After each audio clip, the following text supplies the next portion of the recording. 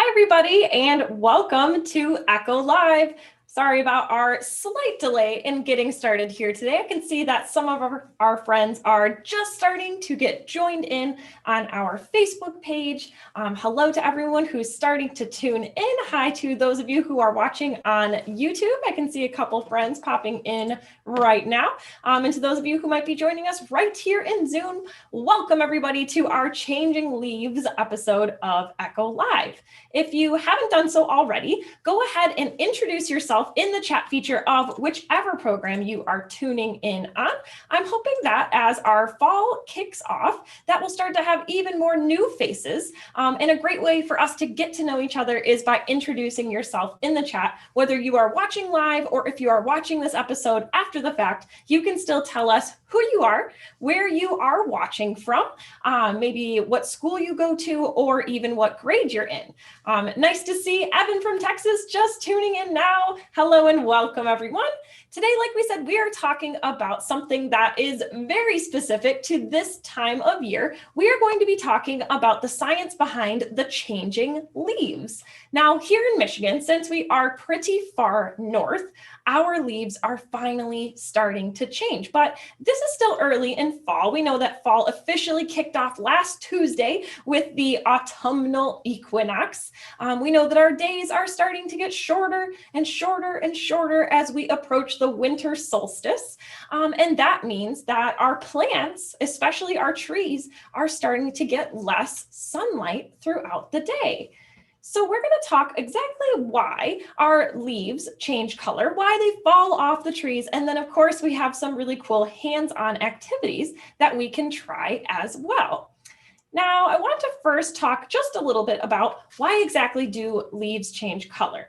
Now, if you live here in Michigan, we know that this time of year is the most beautiful time of year. You can't argue with me on that one. I've already decided that fall is my favorite time of year because in Michigan, outside starts to look a lot like this. Our green deciduous trees, so our trees that lose their leaves in the fall, those leaves change from being green to being orange, red, yellow, and then they very quickly fall to the ground as we approach winter. But we said the leaves don't immediately change, right? They don't go from being green one day to yellow the next.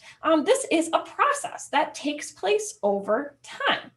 So we can see this in some images, but hopefully you can start to see this happening outside where you live. We said here in Michigan, we are pretty far north, and so fall starts a bit earlier for us. Our days are a bit shorter than, say, in Texas or places that are further south or closer to the Earth's equator. And so maybe your leaves haven't started to fall just yet, but if they have, let me know. Let me know if your leaves have started to fall. Are they changing colors? Do you see this process taking place outside? This is a picture that I actually took. All three of these actually are pictures that I took this morning on my way into work because of course I had to go outside and collect some specimens, some living things, AKA our leaves that we're going to take a look at today. And I also happened to snap some pictures of this process taking place while I was just walking around on my very brief time outside. This tree is right outside the Science Center, and you can actually see that it's part of the tree is going through this process of changing colors at a different rate than other parts of the tree. If you take an up close look at some of those leaves, you can see that this process usually starts around the outer edges of each individual leaf. And then it will slowly spread inward until the entire leaf has changed color and fallen to the ground. This, of course, another species of tree that's maybe a little bit farther along in its process of losing its leaves. You can see some of the leaves have already fallen. You can see them down here on the ground right by my shadow. But those leaves are starting to turn yellow, which means that they are pretty far along in their process. Now, like I said, I walked around today and I collected just a few different types of leaves. We have some leaves, which we might not think of these necessarily as leaves, but in fact they are. Pine needles are also considered leaves in terms of botany, but these come from a coniferous tree. meaning it's not a tree that loses its leaves in the wintertime. So it looks pretty similar in the summer as it does in the winter. These trees also usually form cones to help them reproduce and spread their seeds. But the ones we're really looking at today are these deciduous leaves. I've got all sorts of different ones. I tried to pick some leaves that are bright green. Actually, some are so green that they're almost the same color as my virtual background. I'm surprised it's not freaking out right now. I actually haven't had to turn it off yet. We will a little bit later on. But some of them are still pretty healthy. They're still pretty bright green, but we can see that other leaves, right, are starting to turn maybe a little bit of a darker color. These ones are very interesting. They're kind of a very dark purple, almost brown in color, which is kind of interesting for us to see. We definitely have some red leaves here and even some yellow ones as well. I was only outside for probably 5 or 10 minutes this morning. I did a quick walk down my street and a quick walk around the Science Center this morning before I came into work, and I was able to collect all these different types of leaves.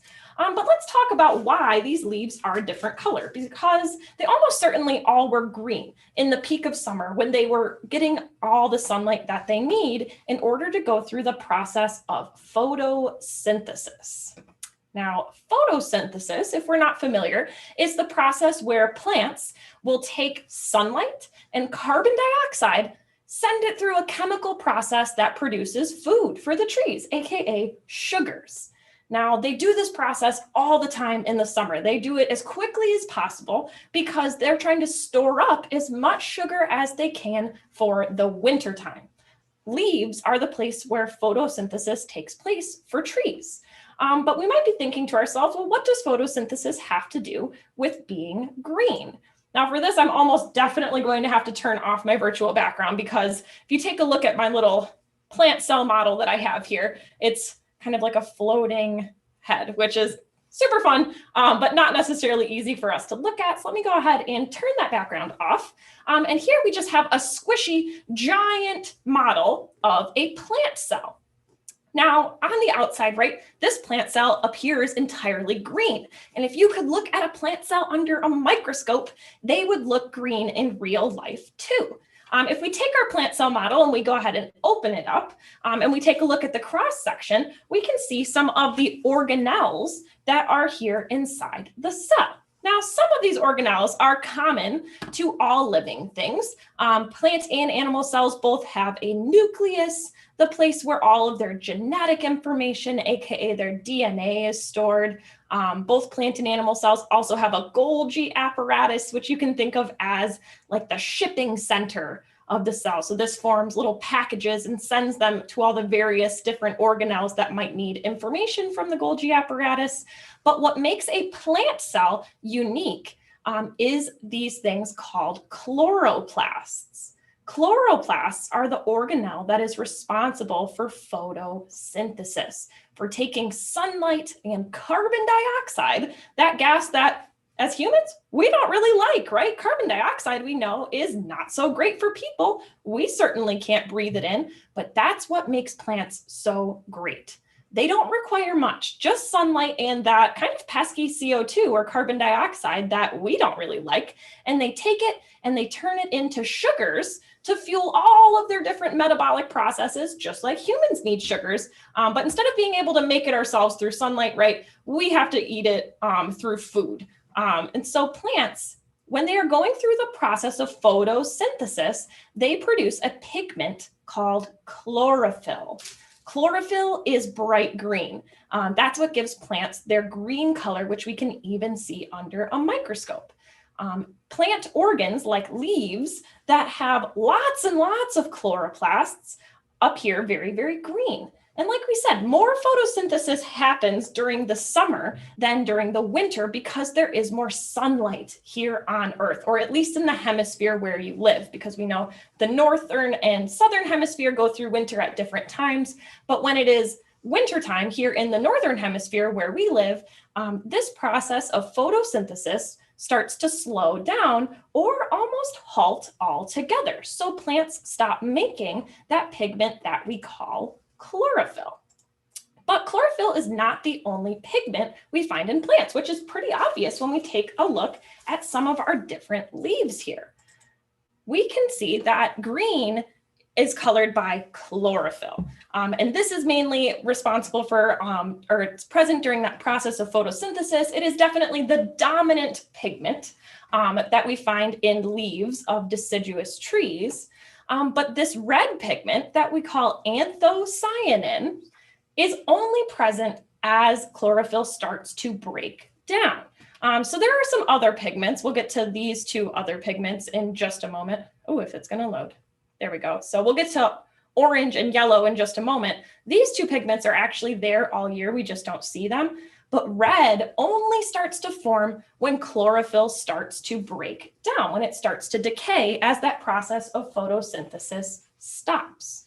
Now, I talked a little bit about our kind of funny colored leaves here, these brownish, almost purple colored leaves, but we've seen green, red, orange, and yellow, but we didn't see a purple pigment, right? So what is responsible for this purpley brown color that we're seeing in these leaves? Well, we already found out what's responsible for that is that this process, or that these leaves are being pigmented by both chlorophyll and anthocyanin simultaneously.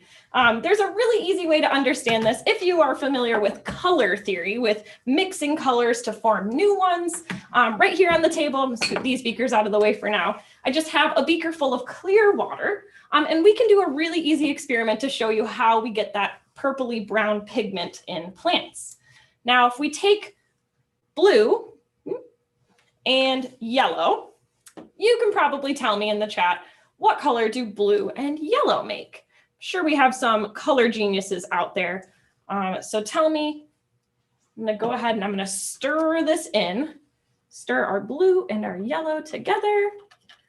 And you guessed it, this forms green, right? So right now in our cup, we can pretend that this is a plant that is going through active photosynthesis. This plant is getting plenty of sunlight, plenty of carbon dioxide, and it's producing this very, very beautiful, vibrant green color.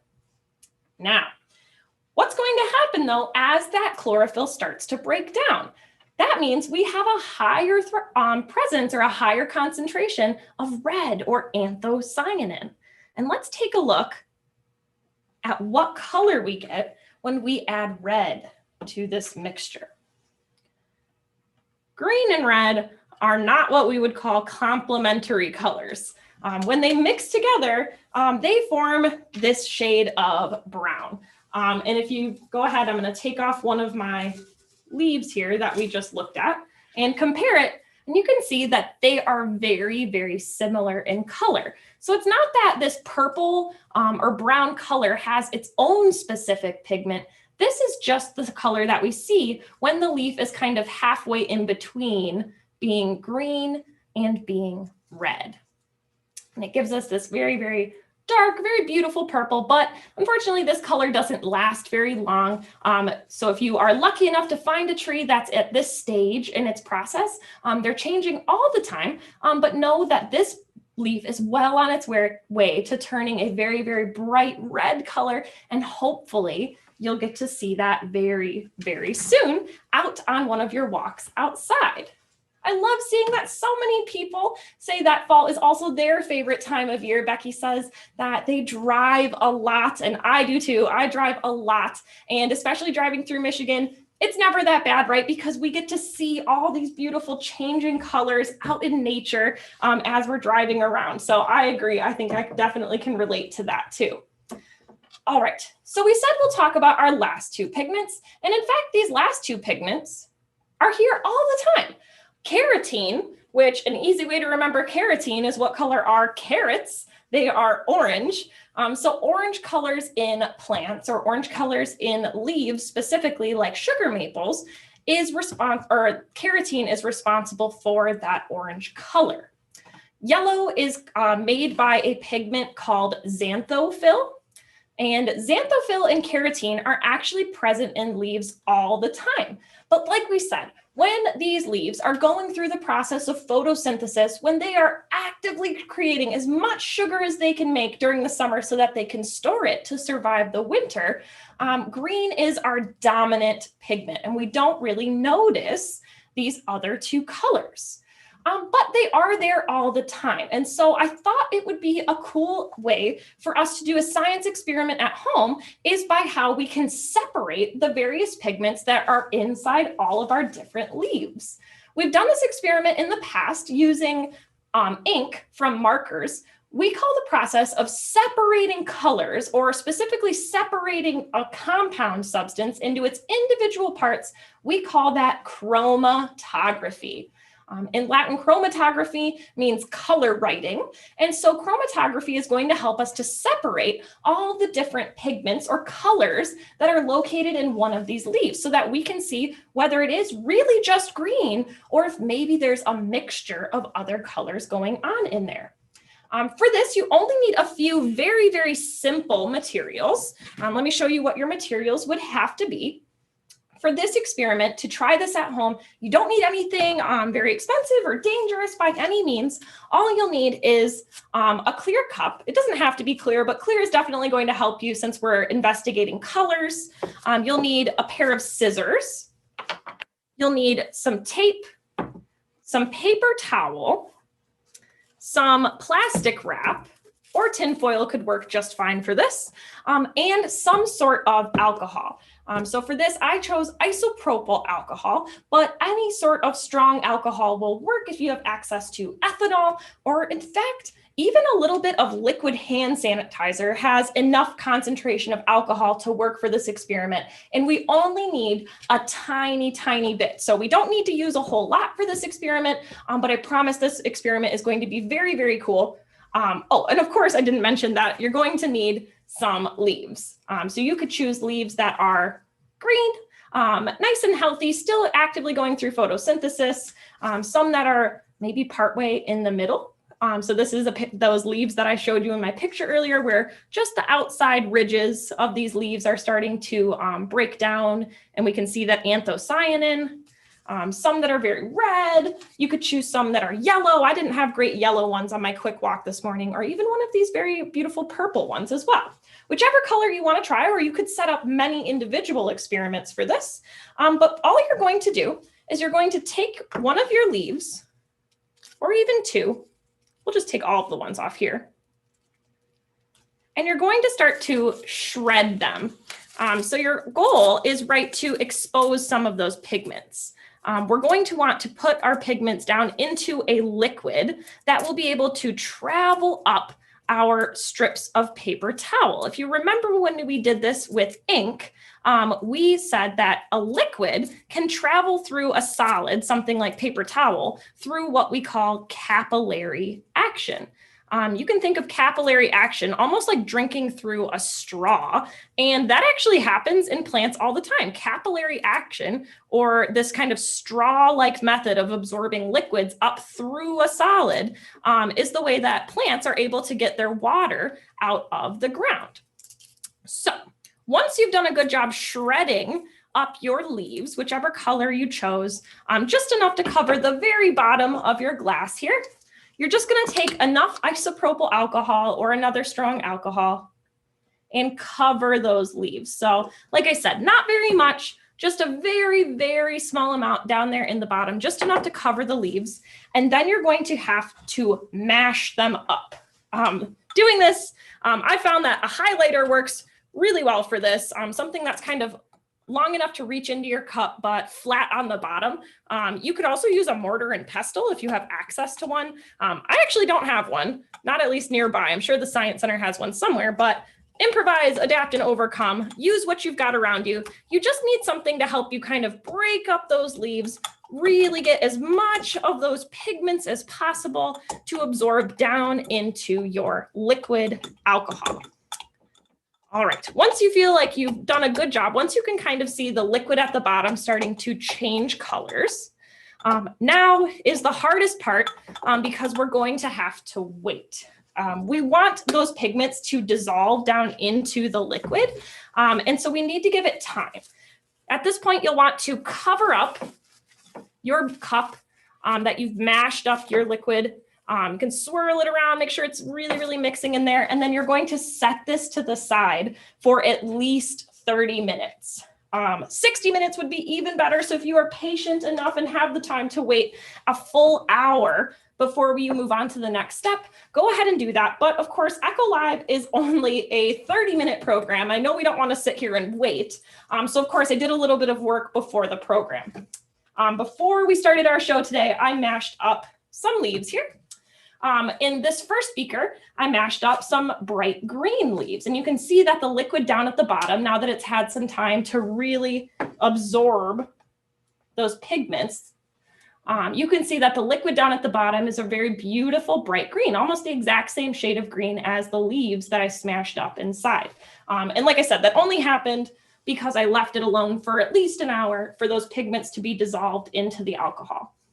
In my other beaker, this one you can see is a darker red. And so I actually took those same leaves that I just mashed up in our other experiment, and I let those ones soak as well. So we have a green leaf and a red leaf here. And now, of course, it's time to add in our solid or stationary phase. For this, you're going to take your paper towel and cut it into strips that are just long enough that they will touch the bottom of your beaker.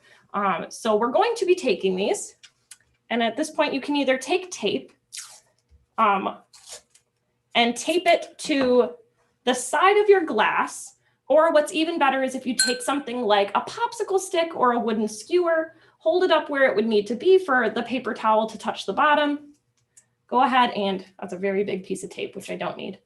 Go ahead and tape that on there, and then just set your strip of paper towel down far enough that it touches the liquid at the bottom. And we can see that very quickly that liquid is starting to travel up our stationary phase. So in chromatography, you always have a stationary phase, something that stands still, and a mobile phase, something that moves. The stationary phase is your paper towel. You could also use a coffee filter for this. That would work fantastic as well. And our mobile phase is that liquid that we've created down in the bottom that contains all of our plant pigments. So we'll do this. Oh, I hope I made it long enough. There it goes.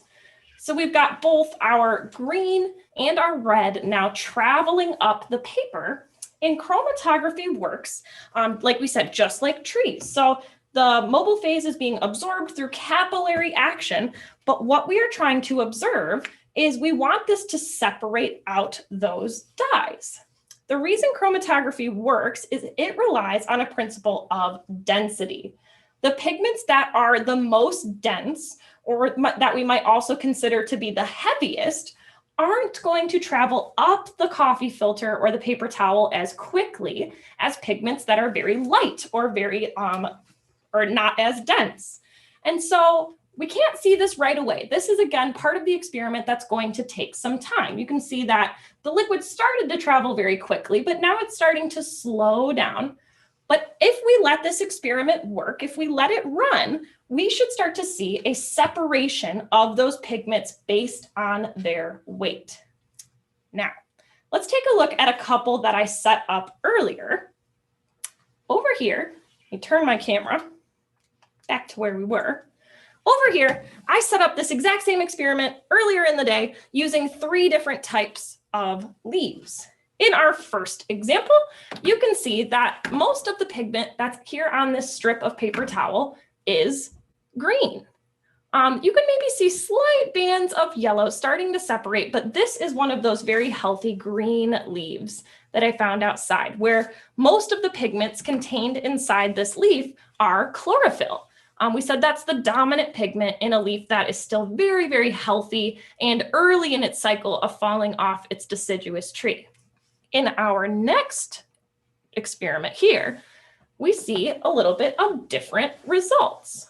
If you look very closely at the top of this version, you can see that green and yellow are starting to separate from each other. Now, we said that most leaves have those yellow pigments, that xanthophyll in them all the time, but green is definitely dominant. Look how much green we have compared to yellow. But we can also learn something based on their arrangement. Now, if we said that the heaviest ones, if the heaviest pigments are the slowest to travel up the paper, which pigment do you think is the heavier one?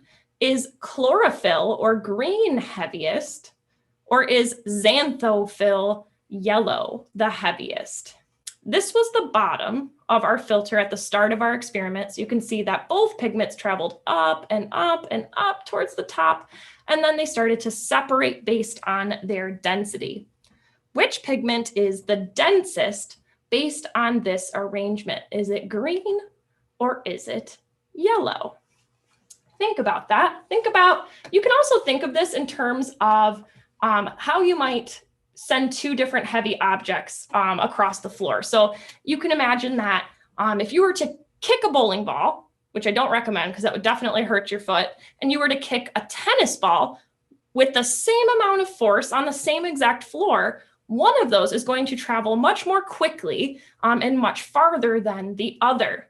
The bowling ball, right, probably won't go very far. It's very, very heavy.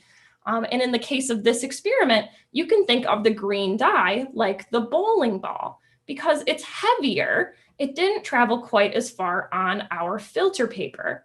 Yellow must be much lighter, must be less dense. And so you can think of the yellow pigment like the tennis ball, that with the same amount of force traveling up the paper, with the same amount of force rolling across the floor, that yellow ball will go much farther, much more quickly. Now I have one last experiment. This one is my favorite. This is the results from our purple leaf, or our reddish purple leaf. You can see that there's much less of that green pigment, that chlorophyll, left over, but there's a lot more of that anthocyanin, that red pigment that's only present once our chlorophyll starts to break down. So if we compare our three experiments here, our three different chromatography sets, we can see that based on the color of the leaf, based on the stage that it is in its process of falling off the tree, our results from our chromatography look very different. So this was green, this was a early red leaf, and this was a very dark red or purplish leaf. So they all turned out really, really cool. I highly recommend trying this one at home because it only takes a few really simple materials and it will get you outside during my favorite time of the year here in Michigan. All right, we have a couple more things to talk about before we head out today. Evan said that he likes to collect leaves that he finds outside, and so do I. One of my favorite things to do is actually to take leaves like this one, and if you put them in a book, like a big book that maybe you've already read this year and you don't plan to open it until maybe next year, if you lay it really flat, close it in a book, you can actually preserve these leaves forever. I have some leaves that I collected more than 10 years ago that still look exactly like they did when I put them in the book. Although they're very, very brittle and very, very delicate, that's a great way to preserve your leaves that you find outside. But what about identifying those leaves that we find outside? I like to go out and collect things, but I don't always know exactly what I'm looking at.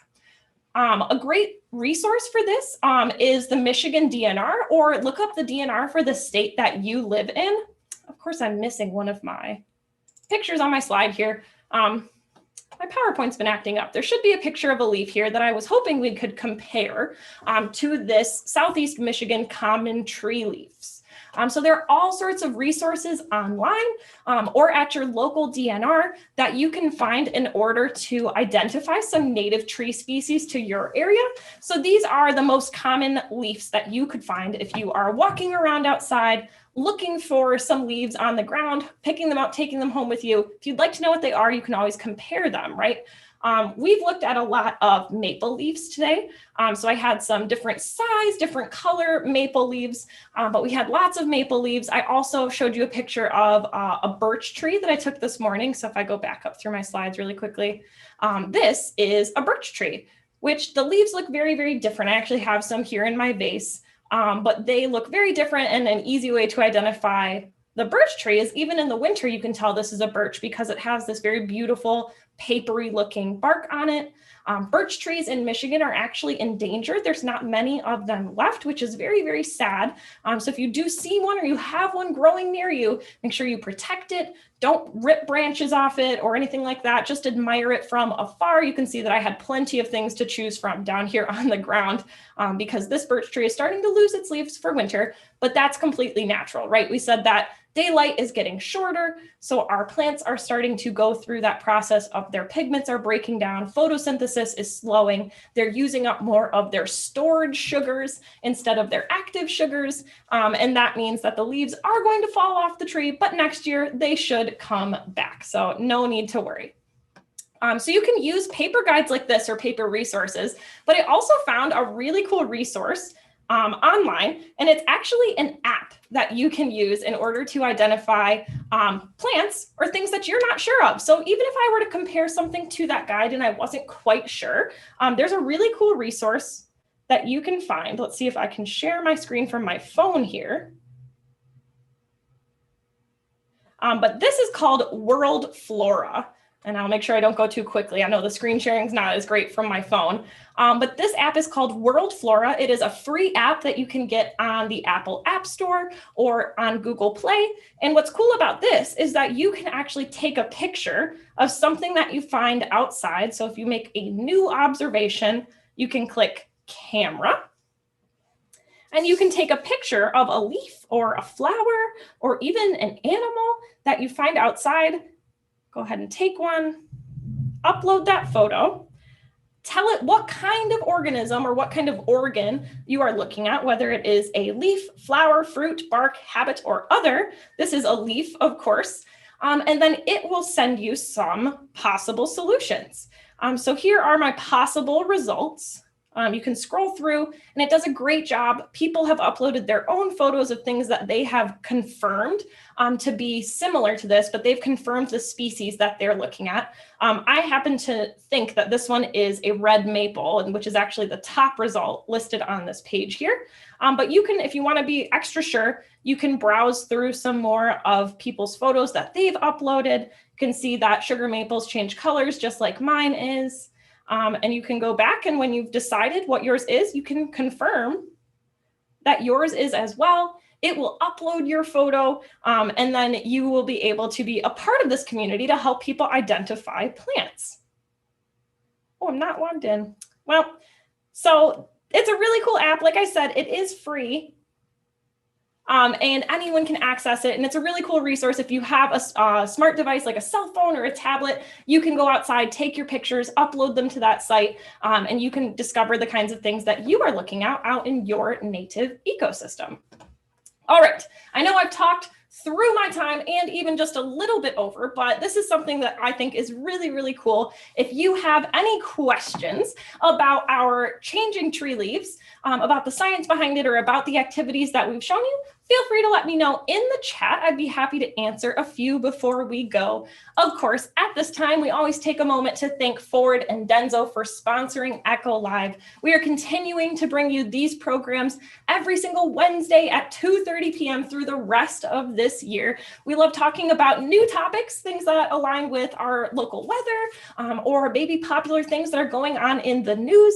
If you have suggestions for episodes that you might like us to try, things that you haven't been able to try at home or you'd like us to teach you how to do, let us know. We're always looking for more topics. Paulette and I are happy to continue bringing you these programs. It's so good to keep seeing everyone here with us. The name of the app was called World Flora, and I'll make sure I type that in the chat right after this program as well. Make sure I respond to your comment, Nick. We call it World Flora, which means it's identifying plants only. I think I did misspeak and say that you could put a picture of an animal, but that would be considered fauna. Flora are plants, fauna are animals, and so you can't do animals on this app, but there are apps that exist for animals as well. I had one that helped me to identify this really strange species of beetle that I found inside my house. But it was definitely good to know what it was, because at first it freaked me out. It was like nothing I ever saw before, but the app told me it was something super common, just something that I wasn't familiar with, which was pretty cool. Okay, great question from Evan in Texas. As always, he asks, what is the next video? And if you've been keeping track, you might realize that today's episode is episode 92. 99 episodes of Echo Live, which means that next week, oh, of course, my slide doesn't come up. Next week is our 100th episode of Echo Live. So I'm not going to spoil exactly what our program is going to be, but it is going to be big, flashy, messy, and exciting. Think about our 50th episode and think even bigger. It's going to be really cool because for our 100th episode, of course, we're here in the Science Center, which means I can do things that I wasn't able to do when I was broadcasting from my home. We are so excited that we are at 100 episodes already. The time has really flown by. I can't believe how fast it's gone by and that we're already on our 100th episode, but that will happen next week, Wednesday at 2:30 p.m. So tune in. You won't want to miss it, and I hope we'll see you all there. Bye, everybody. Go outside, get yourself some leaves, try some chromatography. Let me know how it goes, and I